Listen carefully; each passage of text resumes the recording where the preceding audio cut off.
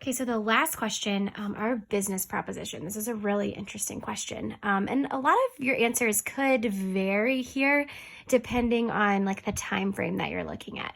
So the first thing that we need to figure out, you should have already tried this by now. If you haven't, pause the video and make sure that you've tried it. Make sure that you can support your answer. So the first example is really great, right? Like I'll give you $100 today and every day for the rest of your life.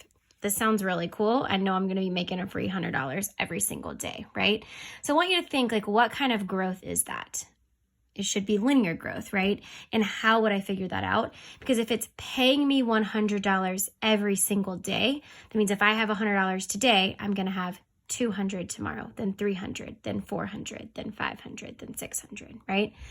The next one that was a little interesting because I'm going to pay you a penny today. That's 1 cent, very different from $100, which seems much smaller, right? And then your payments are going to double every day after that. Okay, so if I start with 1 penny, that's going to turn into 2 cents. Okay, so I'm just going to come over here and make my table. All right, so if I start with the first day, I have a penny. So this is my penny example. So I've got 1 cent.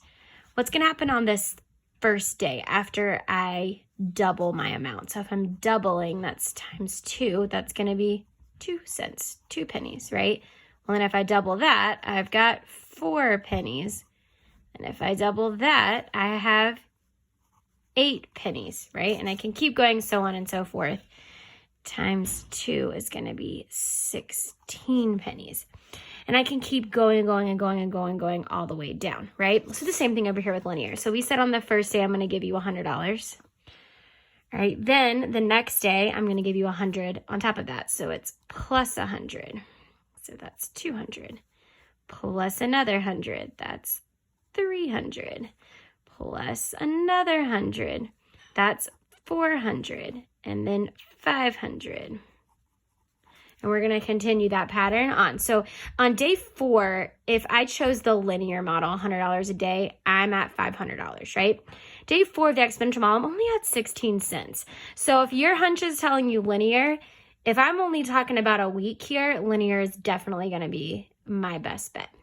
Now, instead of me going through this table and calculating all of these out, the quicker method would be to develop an equation, right? So what does a linear equation look like? Y equals mx plus b. What does m represent? Your rate of change. Well, what is my rate of change here? It's increasing, so it's positive 100x. It's increasing $100 every day, plus that first initial day, I had $100. So that's going to be my linear model. So the question specifically asks me, like, what happens on the 18th day, right? So what would be an easy way for me to figure out what happens on the 18th day of this model? Sure, I could keep adding 100, right?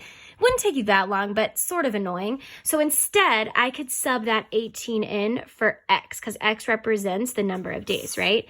So if I want to know on day 18, 100 times 18 days, plus that initial 100 amount that I gave you, I am going to be left with, let's see, in my linear model on day 18, I am going to have $1,900. So $1,900. Okay, so day 18 is going to have 1,900.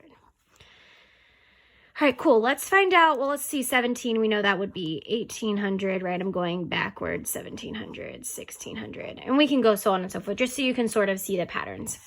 All right, same thing over here. I could continue multiplying by 2, which day 5 would be 32 cents, right? But that's going to be sort of annoying. So let's come up with an exponential model so that I can figure out what's happening on this 18th day.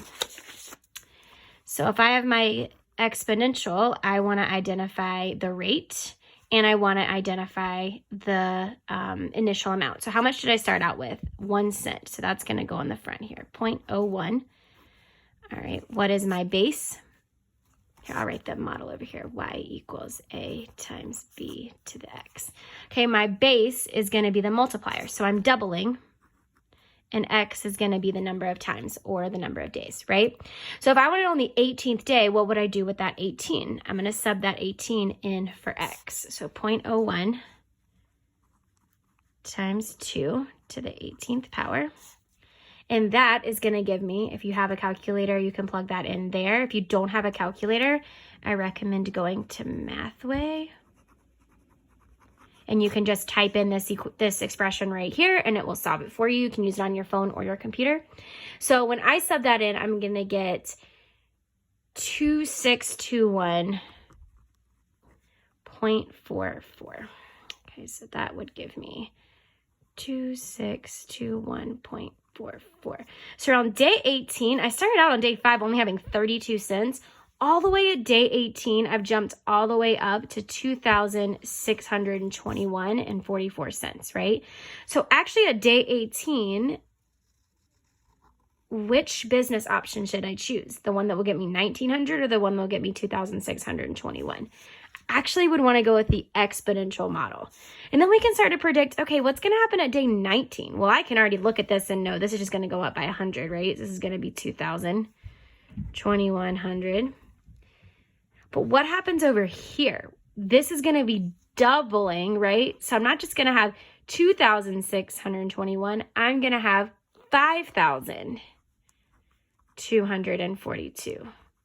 Okay, well, I could continue this again. This is going to double again. I'm not going to have 5,000. I'm going to have 10,485 point whatever your change is there. So this is why exponential models, people that end up having a lot of money, invest in things like the stock market.